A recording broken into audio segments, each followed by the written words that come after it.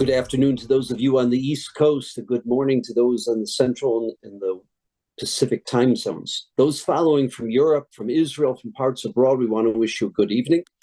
And we are now here today, day 6. We're in Israel, it's about to start day 7 of the war. The reality is there are many things happening on many fronts, and I know all of you are glued to your phones. We're blessed today because we have the CEO of FDD, Mark Dubowitz. Mark is someone who, needless to say, for the last 25 years of his life, he's been involved in Iran. He's been involved in the sanctions. He's been involved in the intelligence. Countless times he speaks in front of Senate committees, congressional committees. He speaks to presidents, to prime ministers. And this is something that, because of his work and because of FDD's work, we are where we are today. I want to thank Mark because right now he's not sleeping. The fact that he made time for us, we're incredibly grateful to him. Mark, as you know, again, is the CEO of the Foundation for the Defense of Democracies. And what makes him unique, he is the man that has a fatwa on his head. The Supreme Ayatollah, Khamenei, he is engaged in a fatwa against Mark. And it shows you the power, it shows you the impact of the work that Mark has done for the last 25 years of his life. We're going to get right into it. And again, Mark, we can't thank you enough for everything that's going on, that you made time for us. Well, thanks so much for having me. And thanks for everything that FIDF does to really protect and support our brothers and sisters who are really doing the real fighting to protect not only the state of Israel, but all of us. So really grateful. I'm a huge fan and supporter of FIDF. Mark, a question we wanted that many of our followers and participants in this podcast have for you is the following. You have the enriched uranium underground in Isfahan. There's the enriched uranium that's under the mountain in Fordo. In the event that there is some form of a strike, how did we deal with the fact that that enriched uranium still will exist? Again, you can destroy the mountain, you can stop the facility from enriching, but what do you do with that material? That's one of the questions that people have been asking. So yeah, I mean, there's a diversion risk. So if you think about fashioning a deliverable nuclear weapon, you need highly enriched uranium at 90%, you need a deliverable missile, and you need a warhead. And they have at least 17 bombs worth of material that's been enriched to 60%, which is near weapon grade, and material that's enriched to lower levels, which could be enriched to higher levels. They also have, of course, this massive arsenal of ballistic missiles. They began the war with 3,000, 2,000 of which were probably capable of reaching Israel. We've seen that fired. There are probably 500 ballistic missiles that have been fired in Israel, and we'll talk about the ballistic missile threat, I'm sure. And then you need a nuclear warhead, right? The ability to actually affix to a missile the uranium metal. You take highly enriched uranium and you turn it into uranium metal. I want to just explain that because it's really important to understand what Israel's actually hit. So the Israelis have hit Natanz and destroyed it. The Israelis have hit Isfahan, where they've destroyed 2 conversion facilities. One that takes yellow cake and turns it into uranium hexafluoride gas, which is then pumped into centrifuges to be enriched to 90%. But the more important one, which really worth talking about, that's gotten no attention, is that they hit another conversion facility, which takes highly enriched uranium and turns it into uranium metal. And you need uranium metal in order to develop a warhead. That's destroyed. And it's, the best of my understanding, Iran only had one of them, and it only had it above ground. And that would take at least 6 months, 12 months, maybe longer to rebuild. Now, the question is, what about a clandestine breakout?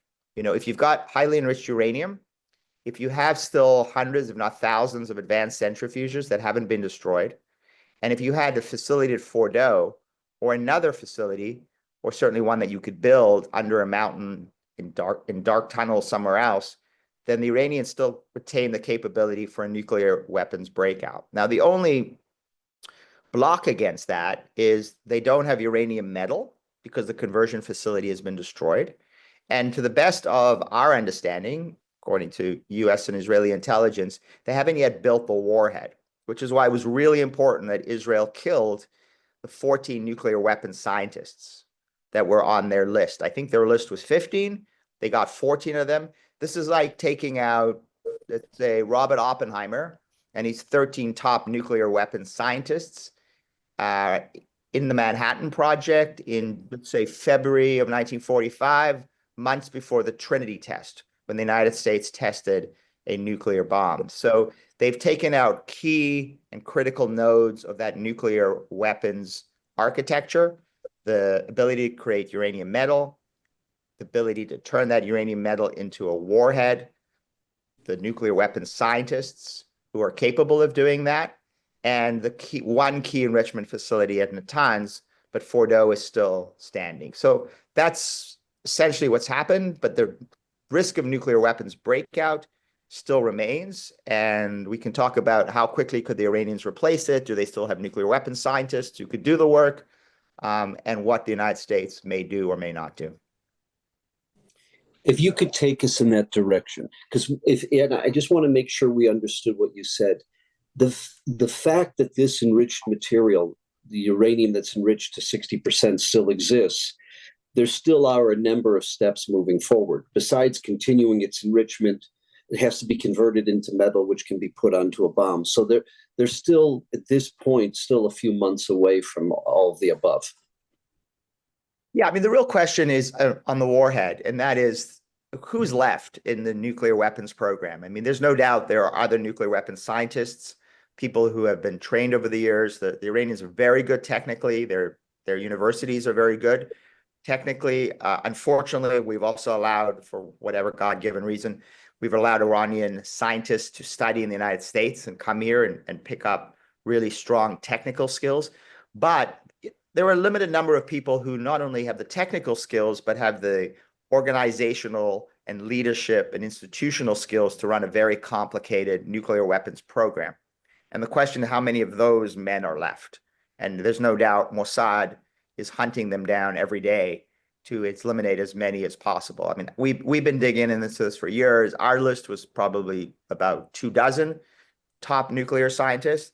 They've taken out 14, but they've really taken out the top weapons scientists, the men who are capable of running these complicated programs. Again, I don't want to overstate things. They have other people they're able to rebuild. They may be able to get weapons scientists and pay them to come from Russia or North Korea or Pakistan. But of course, any weapons scientist taking that contract knows that they've got a contract on their head because the Israelis are not stopping. Share with us, please, a little bit of what you believe is left in terms of the ability to produce these rockets that are going in, the ballistic missile rockets, as well as the storehouses of the ballistic missile rockets. Yeah, so this is the other really important leg of the three-legged nuclear stool. But it's also obviously, as we've seen over the past week, a serious conventional threat to Israel, to our Gulf allies, to U.S. forces.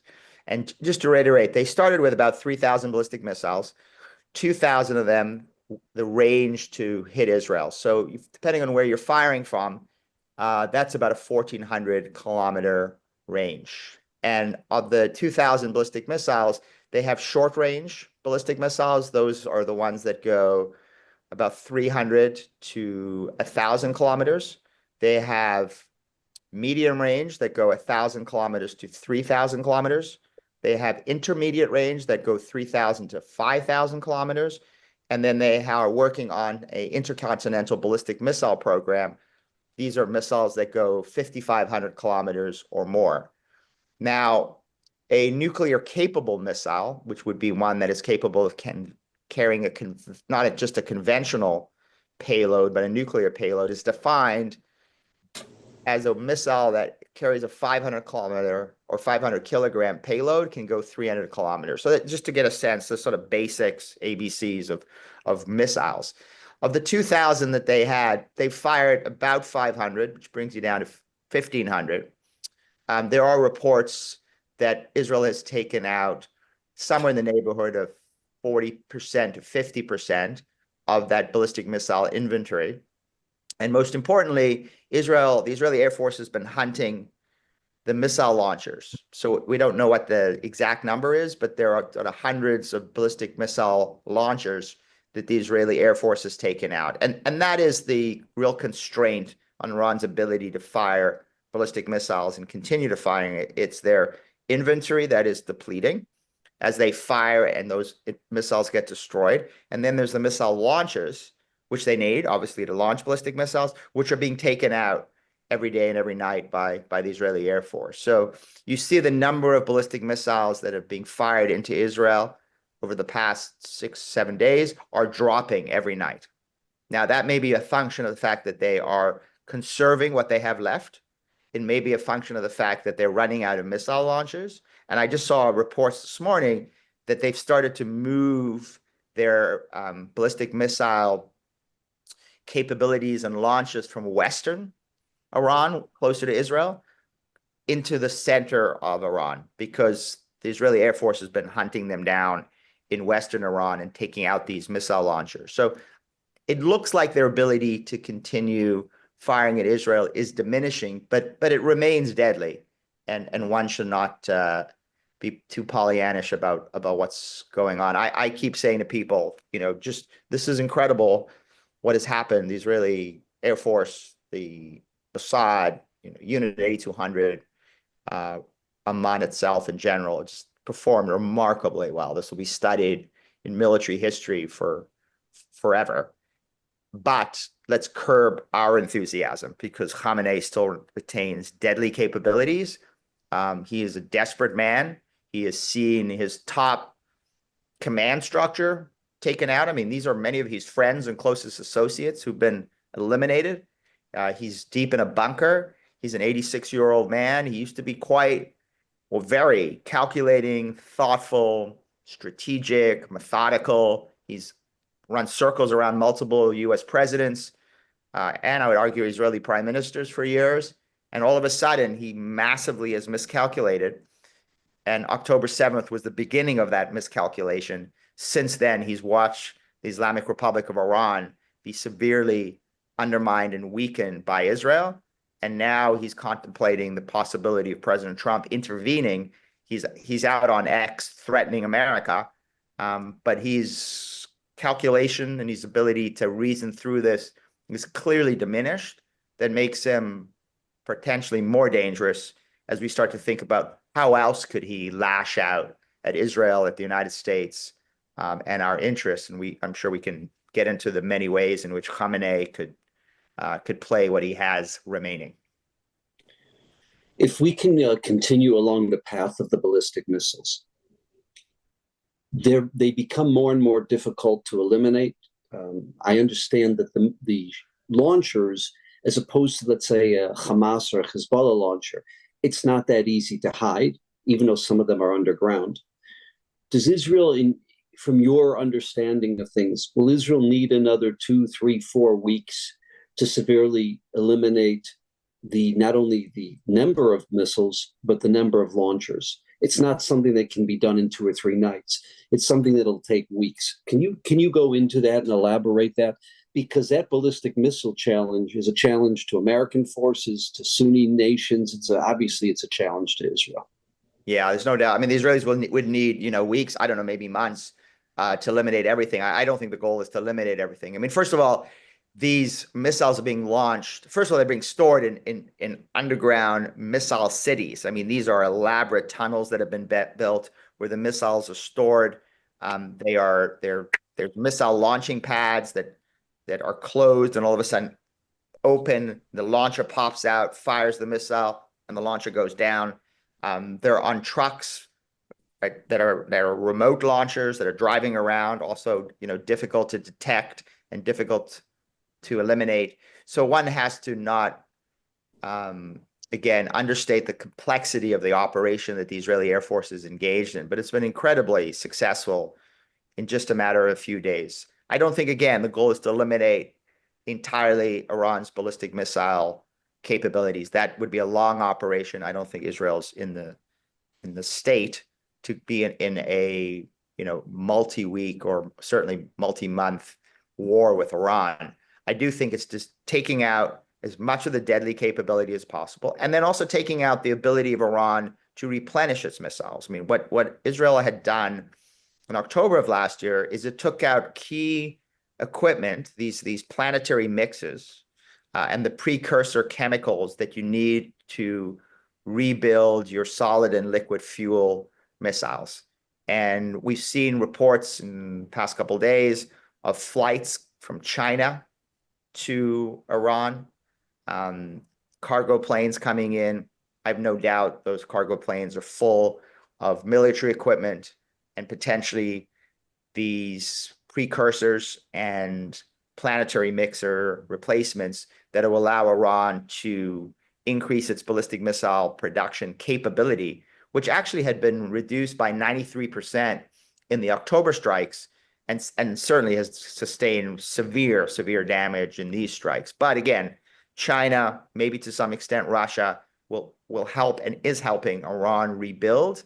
And I think it's one of the reasons that the Israelis decided to strike when they did, because they understood if they didn't, that 2,000 to 3,000 number that I cited earlier of ballistic missile capabilities was going to grow to 6,000 to 8,000 to 20,000 in a matter of a couple years. And Prime Minister Netanyahu made that very clear in interviews and in announcing the operation, that one of the reasons, and let's talk about the other triggers, but one of the reasons the Israelis decided to go is because they understood the window was closing and the Chinese were helping rebuild Iranian ballistic missile production capability and air defenses. And if they continue to wait, at some point Iran would have such a massive conventional military arsenal that it could destroy Israel without a nuclear weapon. It could just be raining down hundreds of ballistic missiles on Israel every day. And this Israeli air defenses, even if they knock down 90%, would 10% would be getting through, and the damage would have been devastating. So one of the main reasons why they went last week. Well, not that we needed convincing, but it tells us who the Chinese are. And it tells us, what the Chinese are. Despite Israel's attempt to have serious relationships with China, it's another incredibly evil empire that has no morality or ethics whatsoever. Yeah, I mean, we certainly probably didn't need that lesson, because we should know what the Chinese Communist Party is all about. I must say the China-Israel relationship still remains a matter of sensitivity in the U.S. intelligence community and in the military.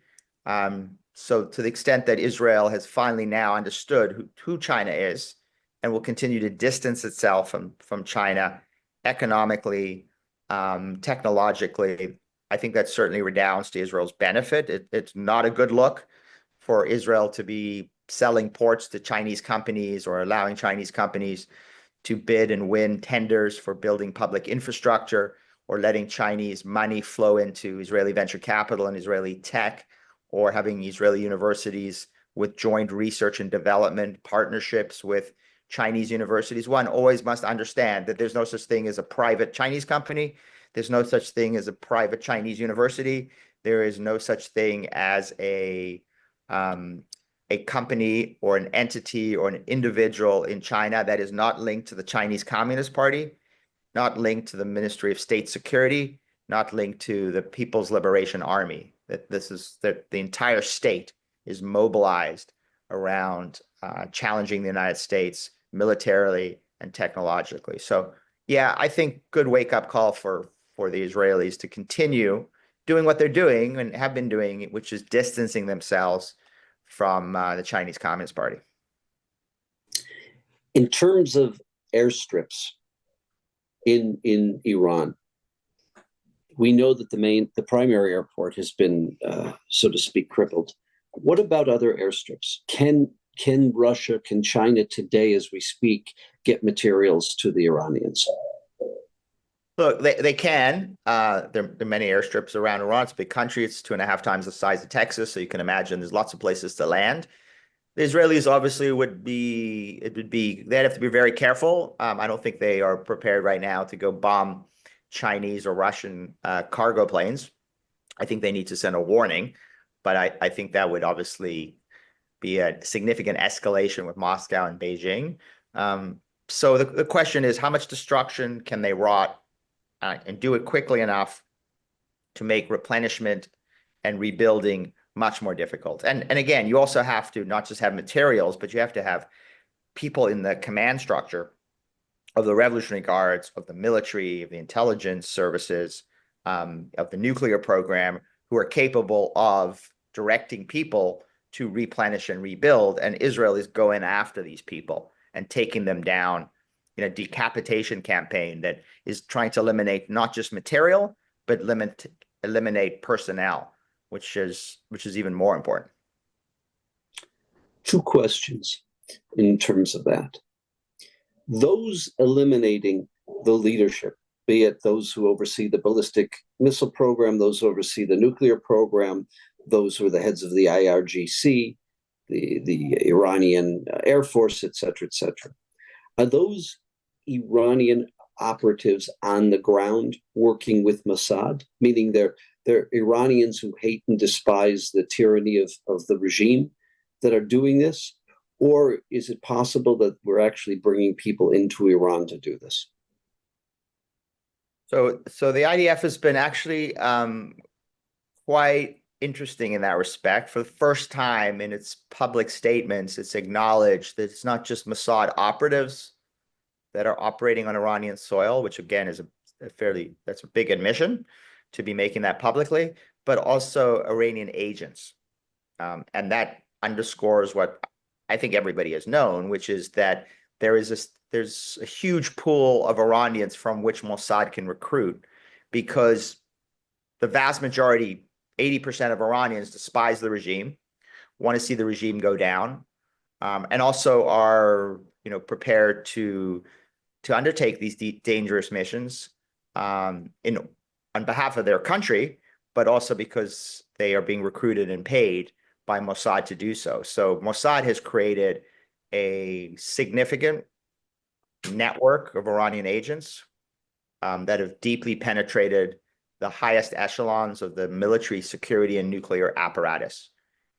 Not to mention, I'm sure, in terms of national assets, in terms of energy and infrastructure and transportation, et cetera. So, when you recruited actual Iranians who work in these places, that suggests to you that Iran has been deeply penetrated by Mossad and by Unit 8200 working on the cyber collection side, because the intelligence that Israel had is extraordinary.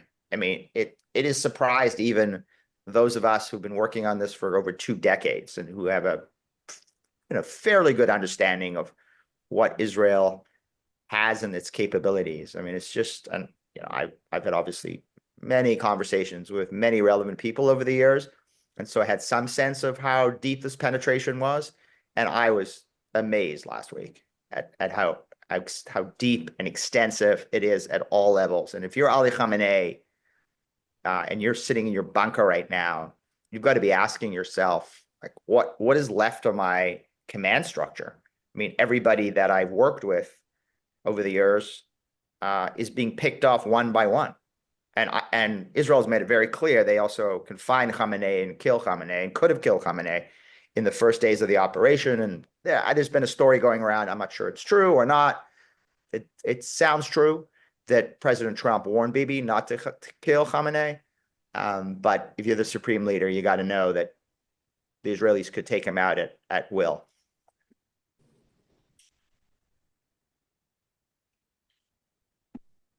The intelligence, as you said, is just supreme. What we're not hearing, and again, it's only 6 days in, it's very early in this story, we're not seeing uprisings. We're seeing people in the streets chanting death to the supreme leader.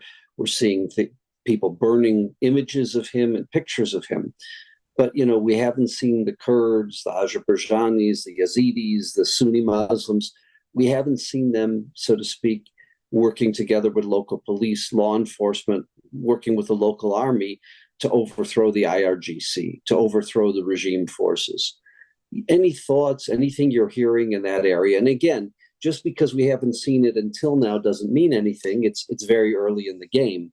Yeah. But if you could give us your thoughts, your perspective on the potential for an uprising amongst the population that's been so terrorized, that's been so oppressed over the last 40 years. Yeah, and I would add to that, I mean, not just the ethnic minorities, which represent, 50% of the country, but also the Persians, who, are at the heart of the country, particularly in Tehran. There's probably no successful uprising that doesn't include Persian Iranians. And, a bit of historical perspective, Iranians have been on the streets since 2009, millions of Iranians yelling death to the dictator, President Obama, President Trump, President Biden. Are you with us? Or are you with the dictator? Unfortunately, American presidents have decided always to reach out and engage with the Ayatollah in nuclear negotiations and have done very little to support the Iranian people. And they've been crushed. Every time they come out, they get crushed, killed, maimed, imprisoned, tortured, woman raped. I mean, 2022, 2023 was Women Life Freedom, when really brave Iranian women, incredibly brave Iranian women, took to the streets, ripped off their hijabs, and protested against the gender apartheid of the Islamic Republic. And they were on the streets, and everybody was on X and social media, emoting and providing rhetorical support, but there was no material support, serious material support provided to these protesters, not only women, but their fathers and sons and brothers who were out in the streets with them. And just to give you a sense of the resilience of these people and the resilience of the protests, the Islamic Republic's goons had to launch chemical weapons attacks against Iranian schoolgirls to break the back of Women Life Freedom. So that gives you a sense of the brutality of the regime, but also the courage of the Iranian people. And I think what you're seeing now, because you're right, it's only a week, is they are going to take to the streets when they believe they have a fighting chance. And part of that is, what can Israel and the United States do to provide them with what they need in order to have that fighting chance? We can talk about that. FDD has been engaged in this issue for many years. We've offered dozens of ideas to appropriate people on what we can get the Iranians when they're on the streets to give them that fighting chance. But it's also really important to see, from an Iranian perspective, if you're going to take to the streets, the internal repression apparatus, how much damage is Israel doing to that? And Israel's doing damage to that, because they're not just killing military and nuclear and security officials who are responsible for external aggression. A number of these people are also responsible for internal repression. And Israel has started to go after those nodes. There are many more nodes to go after. I think that's part of the Israeli strategy. I'll just give you one example, which is something that we had tracked for many years and we had gotten sanctioned by the US government, which was taken out in a spectacular fashion by the Israeli Air Force. And that is the Islamic Republic of Iran broadcasting.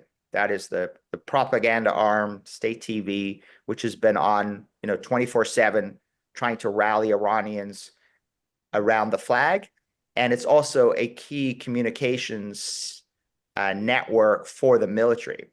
And the IDF destroyed that while it was on air. You could see this woman, covered, ranting and raving about Israel. And all of a sudden, a big explosion in the background. And you can see from the photos, significant damage to the Islamic Republic of Iran broadcasting infrastructure. So that is important because, again, not only does it have military use, but it's also been used for forced confessions of Iranians who are dragged before the TV cameras and are forced to confess to, quote, crimes against the Islamic Republic that they never committed. So, my advice has been to the Israelis, like, when you're taking out targets, you should message that this is not just important for security and military purposes, but this is also important in degrading and undermining the internal repression apparatus that has been so instrumental in brutalizing Iranians. So I think we'll see more of that and hopefully better messaging around that, because that is what emboldens Iranians to say, you know what, now the time is right. to get back on the streets, because now we actually have that fighting chance. Are we seeing any change in terms of the numbers of people coming out to the streets, or it's too early to ask that question? No, it's too early, and I mean, we see an anecdotal evidence of this. I think what's even more interesting to me, because we do a lot of work around this, is the 80% of Iranians who oppose the regime. All these questions about will they take to the streets again, when, how, what we can do to provide support to them, what can Israel do, the United States. I mean, I noted the regime has shut down the internet, so entire blackout, because they don't want Iranians communicating. And if you can't communicate, you can't mobilize and you can't organize protests.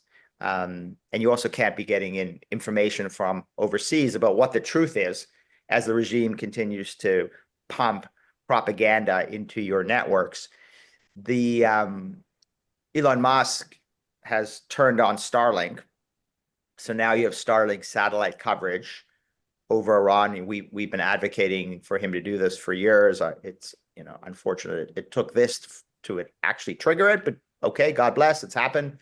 There's Starlink terminals that are pre-positioned inside Iran through the work of friends of ours who've done really heroic work getting these terminals in, and they are ready to be able to help Iranians communicate. So I think that's a really important part of helping them with, quote, maximum support in order to get them back on the streets. But the other side of it, which is really interesting, which again is this project that we've been digging into, is understanding the support base of the regime. The 20% who support the regime, the 1% of the elites. We had done extensive research on this, and there are many really interesting fractures and fissures inside the support base. It really is a kind of Persian Game of Thrones.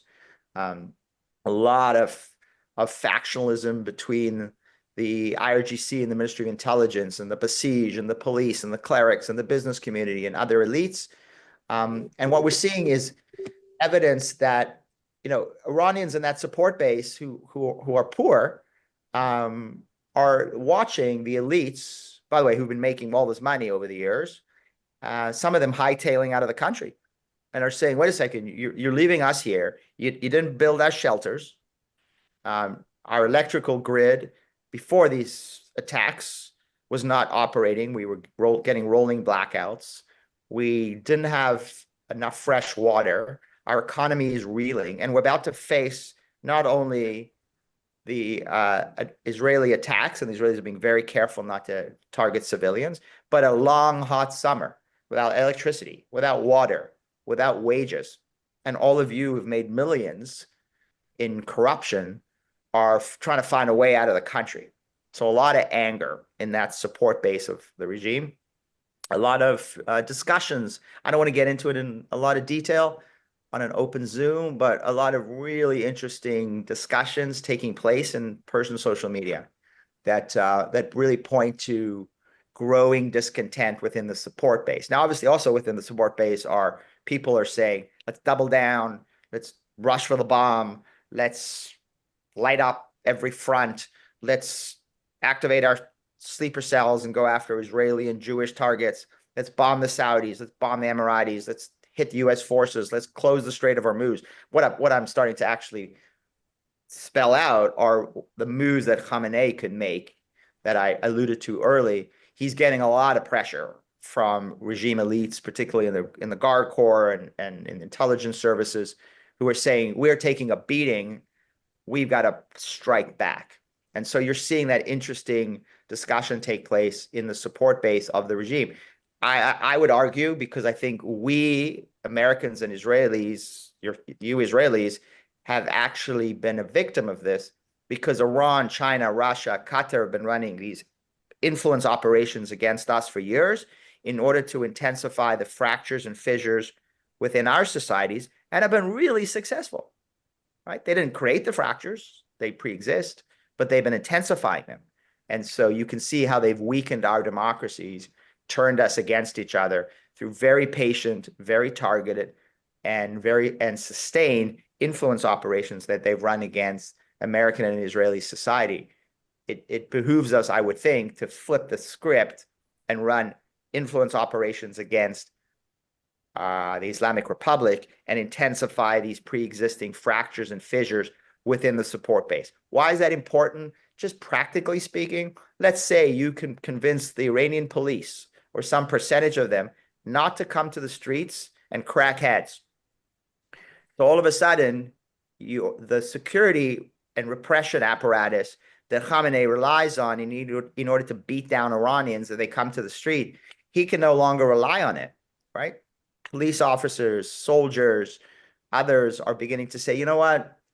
I'm not interested. I'm not showing up for duty tomorrow, and I'm certainly not going to crack the heads of my Iranian sisters and brothers while all of you have made all this money and are looking for ways to escape to Turkey or to the UAE or wherever else these elites, or Russia, wherever else these elites are going. You talked about measures that Iran could take, shutting down the Straits of Hormuz, etc. So two questions. What has been done vis-a-vis the Iranian Navy, the Iranian port system? And what has been done vis-a-vis the Iranian economy in terms of the oil refineries, which exist throughout the country? We've seen maps of the oil refineries that are still operating and working, other, means of exporting goods while this is going on. So one is a military question, one's an economic question. I haven't seen a battle damage assessment of the Iranian Navy. The Iranian Navy is really not formidable. It exists, and certainly I imagine the Israeli Air Force is targeting Navy ships. In terms of ports, they've gone after military ports, but obviously there's also key economic ports like in Karg Island, from which most of Iran's oil exports are sent. They have been, unless things change in recent hours, they've been so far reticent to go after those ports and refineries and other national assets. I think the reasons are several. One is there's always this concern about, if you cause wide-scale economic damage, are you going to turn the Iranian people against you? And will there be this, quote, rally around the flag? I think that's always something to be conscious of. One can make too much of that because I think so many Iranians despise the regime. But, no one likes to be bombed, and no one likes to have their electricity and water and gasoline taken out and made their life even more miserable. So I think the Israelis are conscious of that. I think Trump, too, is conscious of the impact on global oil prices. If you bomb refineries and take out Karg Island and all of a sudden price of oil spikes considerably, I think the president's done a remarkable job in creating or rebuilding American energy dominance, and oil prices have not spiked as a result of moves that have been made in the global oil markets by the United States, by the Saudis, the Emiratis, and others. But again, one has to be careful of that. And I think also the Israelis have decided to keep that in reserve, hang that over Khamenei as a sword of Damocles if he escalates in some of the ways that I described. I mean, if ballistic missiles keep going in, if the size of the warheads, the payloads increase, because the Iranians have, they've got massive payload conventional missiles that they have yet to fire in, but if they fire that in and significant damage is done, you could see the Israelis escalating in response by going after these national assets. And there are many ways that, again, if Khamenei responds through terror or closing the Strait of Hormuz or doing any of the other things I described, that's when I think the Israelis could say, all right, gloves off now. Now we're going after your national assets. We're going to take down your refineries, hit your pipelines. They have taken out some natural gas and oil fields from what I saw. And that's that's a warning sign. Like, we can come after your energy infrastructure, but they've gone after energy infrastructure that has more of a domestic use rather than would have an impact on oil prices and the global oil market. So I think they're calibrating that carefully, but that could change over the coming days and weeks. Everything that you're sharing with us is saying that in order to dismantle an infrastructure, be it militarily, be it economically, of a country that's 2.5 times the size of Texas, of an infrastructure that's been built up over decades upon decades, it just takes a number of weeks. This is not something that happens with the best Air Force in the world. It doesn't happen overnight. Yeah, no, that's exactly right. I mean, it's a country of 92 million people. It's 2.5 times the size of Texas. It has a massive infrastructure. I mean, this is not, you're not going after Lebanon or Gaza or Syria. You're going after a serious country with a serious infrastructure. But again, I don't want to also overstate its power, because I think for too long in Washington, we've thought that the Islamic Republic is 10 feet tall. I think the Israelis have demonstrated in a week that it's not. And these regimes look powerful until they're not. The Assad regime was in power for, I don't know, 50, 60 years, and all of a sudden it collapsed. The Soviet Union was much more powerful than the Islamic Republic of Iran. I mean, it was a superpower. It had thousands of nuclear-tipped ICBMs aimed at our cities. It had a Red Army, a huge army around the world. It had industrialized faster than any economy in history. It was massive in terms of land territory and population. But Ronald Reagan understood that it was ideologically and economically bankrupt, and he ran a strategy of maximum pressure on the regime, maximum support for anti-Soviet dissidents, tying up the Red Army around the world, including probably its most mortal blow was in Afghanistan. And I rewatched Charlie Wilson's War the other night. I thought it was really interesting to rewatch it and remember that time of arming people to take on the Soviets and drive them out of Afghanistan. One should always be careful of blowback, and we got blowback from that at much later with Al Qaeda and 9/11. One should also be concerned about blowback if we think about taking down the Islamic Republic of Iran. Does the country split into warring ethnic statelets? What happens to the nuclear infrastructure and the military and the missile? And you could imagine some pretty bad case scenarios. So got to be really conscious of the fact that there are a lot of contingencies, a lot of things you need to plan for. The one thing we haven't talked about, and it's always the thing that everybody wants to talk about first, and I'm glad we didn't talk about it first, because there's so much else that's equally important, is Fordo, which is the facility that still remains standing, buried under a mountain, 70, 80, 100 meters deep. And this is the facility where Iran can rebuild its nuclear weapons capabilities. It has centrifuges. It has the enriched uranium, as we talked about. It doesn't have the uranium metal, but it could rebuild a conversion facility underground at Fordo or somewhere else.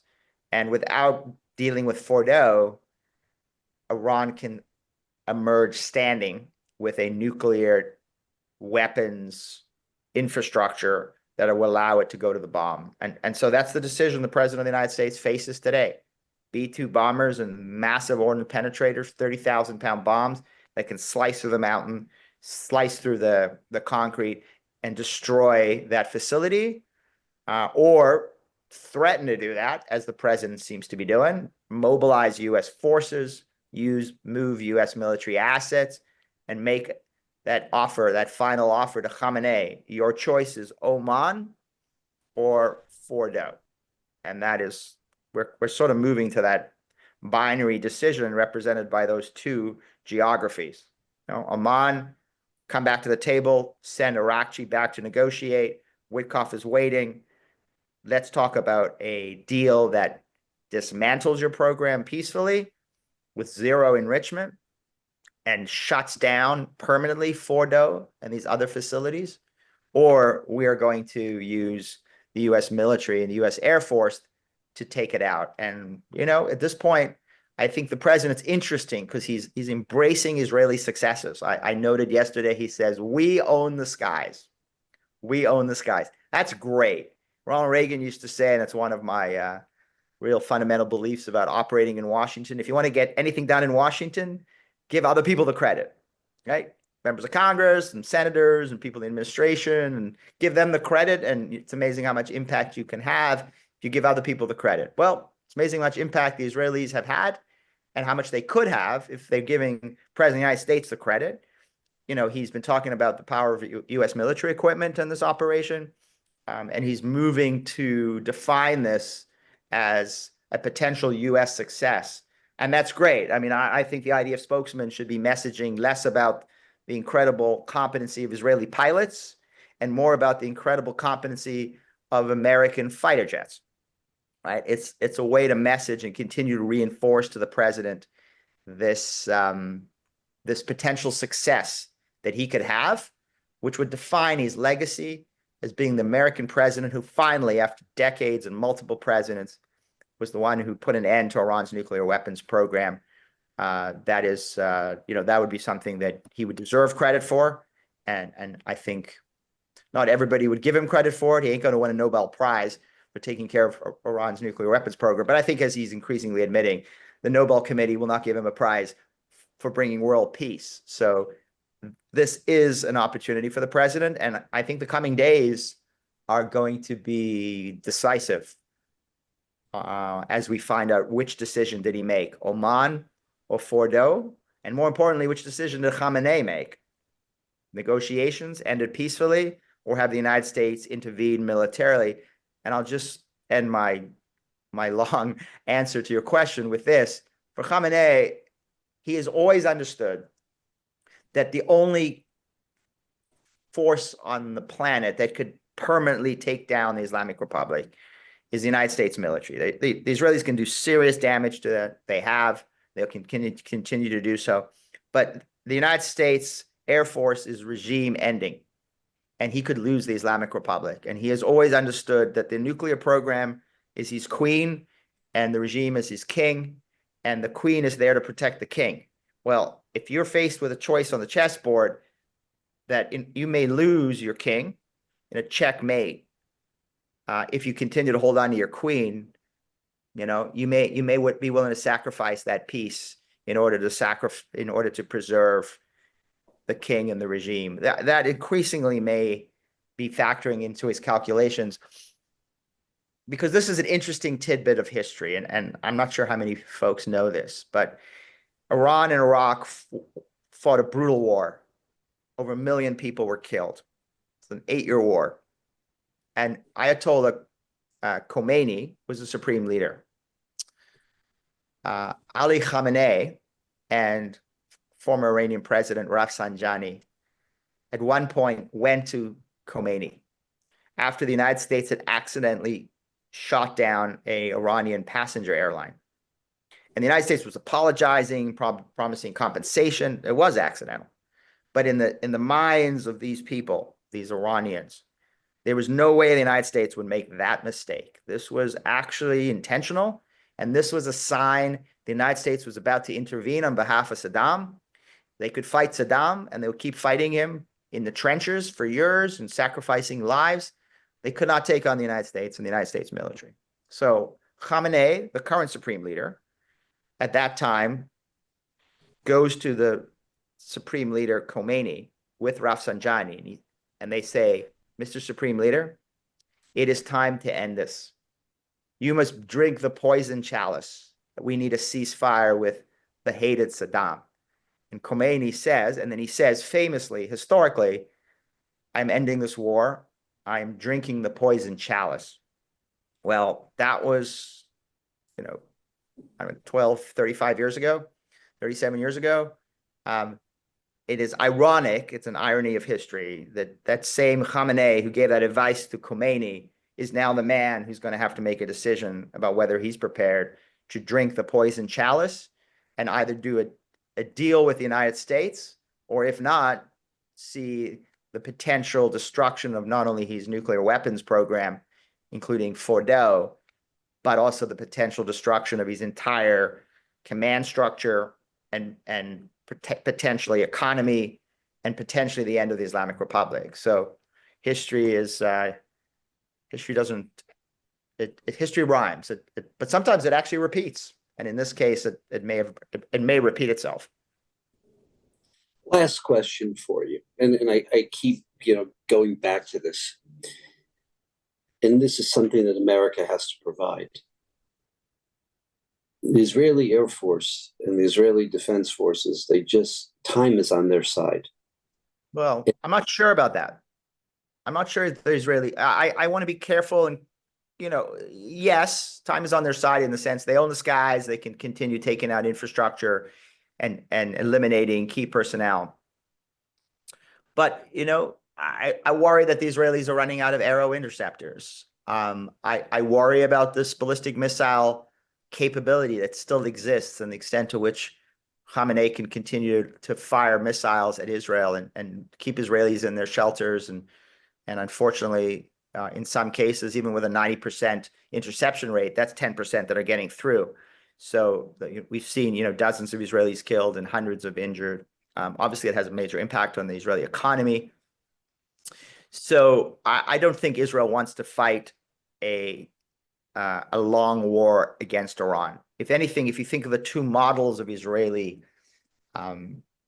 wars since October 7th, Gaza and Lebanon, right? You want this to look a lot more like Lebanon than Gaza, right? You don't want to be stuck fighting day after day, week after week against the Islamic Republic, which is still a formidable enemy, in a kind of grinding war of attrition. What you want to do is exactly what the Israelis did in Lebanon, which is move in quickly, decapitate leadership, take out key capabilities, and then at some point get a ceasefire, and remain the key enforcer of that ceasefire. Because what is the IDF doing every day in Lebanon?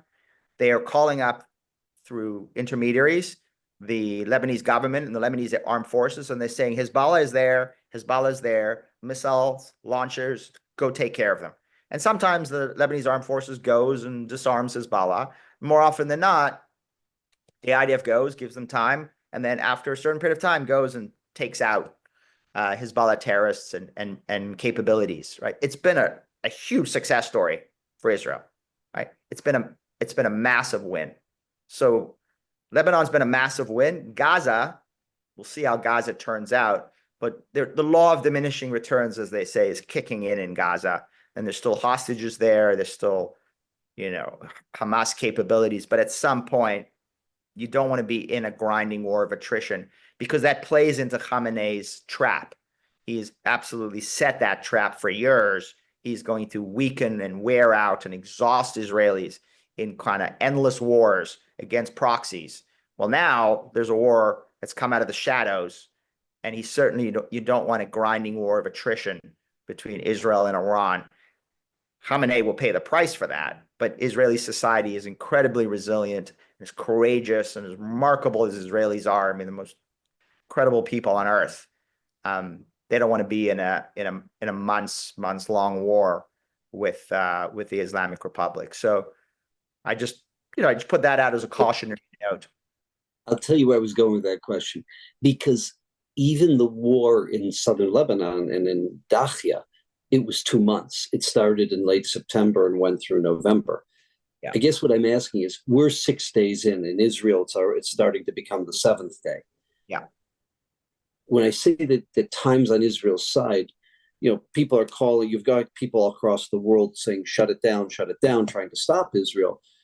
Israel, with 3 to 4 more weeks worth of time, can do the kind of, weeding out of the infrastructure, be it human infrastructure, be it capital, be it weapons, that Israel needs to do.